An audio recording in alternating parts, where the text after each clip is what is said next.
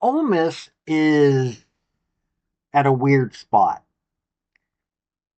Now, they could be just like they were last year. They could be better. They could be worse. This is the problem of Lane Kiffin not being able to recruit at the level that he would like. That's a problem. And it's not necessarily his fault. They're having to rely on the transfer portal over developing recruited players. Now, a lot of schools are having that problem, but his is a little bit more unique in the amount of for a power conference team to go through this, but he's still winning at a high level. I mean, Lane Kiffin has done nothing but win at Ole Miss. Yes, I do find it funny when they call him Lane Whiffen. I do find it funny as a University of Tennessee fanatic who was more than aware of what was going on when he came to Tennessee and still not happy about that whole situation. Here is a person who, at Ole Miss has done some amazing things. And honestly, considering what he's having to work with, I think he's doing a good job. Runs his mouth a little too much some days, but that's his personality. So we're going to take a look at the schedule, and I'm going to make a prediction, but at the same time, this could fall apart really quickly because they're having to do the Florida State model when it comes to what their team is. So yeah, they have some returning players, but there's a lot of questions. So let's take a look at the schedule. Hey folks, this is Paul with Redneck Sports. I want to thank you for viewing my video, and I want to give you one thought process. There was a famous coach at the University of Tennessee by the name of General Robert Nealon. He had 6 maxims, but number 2 maxim is what everybody should apply to their life. Play for and make the breaks. When one comes your way, score. That's how to live your life right there. Okay, starting out, Georgia State. As long as this is a similar team like what they had last year, no contest. They're going to Kentucky. Lane Kiffin's going to whoop their tail end. After last year's 3-point loss, they're going to want to whoop their tail end. It'll be a wake up call for them. This team will have to be ready, but I think they can win. So that's 2. Arkansas should be a pretty easy win. I don't think Sam Pittman and Bobby Petrino have that team anywhere near where it needs to be. It's going to be a better team than it was last year.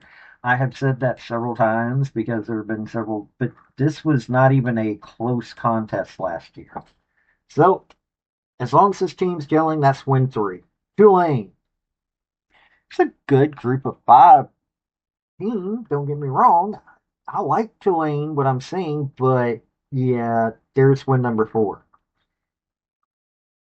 LSU is coming to them. Last year, it was a 29-26 loss at Death Valley. 3-point loss in overtime. Yeah, LSU is going to be a little bit better, but it's a home game. And Lane Kiffin is, I think last year he got mad that he wasn't able to get this team. So I'm going to say this is a win right now. At the end of this, I'm going to say the couple of LSU's seriously one of the games that could be a concern. But that should be win number 5. Washington State, Wazoo. Kind of like Wazoo just for the simple fact of what them and Oregon State are trying to do, but they are not in the league of Ole Miss. So they're going to start out 6 wins. Kirby Smart is coming there. Kirby Smart is also unhappy with what happened last year. Now, could they beat Georgia with Lane Kiffin as the coach? Yes. But I don't think they will this year. I really don't. I think this will be their first loss. 6-1. Oklahoma. I'm not a fan of Brent Venables' team this year. I might be wrong. There are a lot of people talking up Oklahoma this year, but I don't think they can take on Ole Miss right now. I said right now. So that'll be a win, even though they're going to Oklahoma. But it's not like the stadium in Oklahoma, in Norman, Oklahoma, has been that big of a deal for Oklahoma. South Carolina's coming to them. I think that Ole Miss has got this game. Citadel. Yeah, it's the Citadel. Florida. This is another danger game. If everything goes right, this is a danger game. Yeah, Florida's coming to them, and that might be the one game that's going to be hard to predict because if Lagway's not injured, the way Billy Napier and that team gelled last year, I really think that this could be a danger game. They should be able to beat Florida, but maybe not. I'm going to go with right now that could be a second loss. Either them or LSU could be a second loss on the schedule. Mississippi State, the Egg Bowl. I've talked about this. Jeff Levy, he's trying. It's going to be an improved Mississippi State team, but in an SEC schedule like what they've got, yeah, that's not going to be a win. It's going to be a win for the Ole Miss Rebels. So, honestly, looking at the schedule, I'm going to say 10-2 right now. I've got way too many SEC schools going 10-2. But here's the thing: this could be a 9-3 team. For that matter, it could be an 8-4 team. I don't think it'll be an 8-4 team. I think at worst it'll be a 9-win season. At the best, it'll be an 11-win season. Seriously, I think they're unless they have a complete meltdown, which I can't see Lane Kiffin having. It I'm gonna say 9 to 11 would be their working area. Possibly an eight, only 8 wins, but I doubt that seriously. I really doubt that. This is going to be a 9 to 11 win team,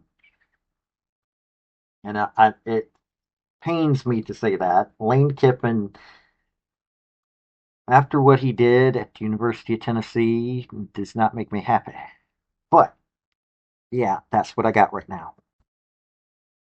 I have to begrudge Lane Kiffin that he's done a good job at Ole Miss. I really do. I really have to begrudge him that. Um, what he's done there has been really amazing. I really hate saying that. I really do. Um, but this Ole Miss team, let me tell you something. This is not a slouch team in any way, shape, or form. Uh, yeah, they're having to focus way too much uh, on the transfer portal. But that's the sad part. They have to. Um, Being at Ole Miss, his first year there, they went 5-5 and a win at the Outback Bowl. 2021, 10-3. 2022, 8-5. 11-2, 2023, 10-3, 2024.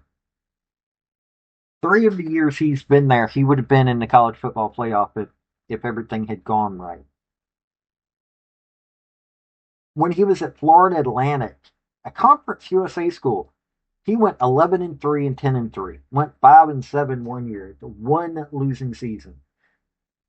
USC 8-5, 10-2, 7-6, 3-2. And there were NCAA sanctions there. He went 7-6 at Tennessee. He's known one losing season, and it was at Florida Atlantic. That's what Lane Kiffin brings to the table. That is why I am saying that he will most likely he'll most likely end up in the college football playoff on occasion. I don't always like him, but hey, the man's a winner. And he only got better after he was at Alabama. So this has been Paul with Redneck Sports. Y'all have a good day now. Bye. I want to thank you for watching my video. And if you like what you saw, like, subscribe, and comment. Y'all have a good day now.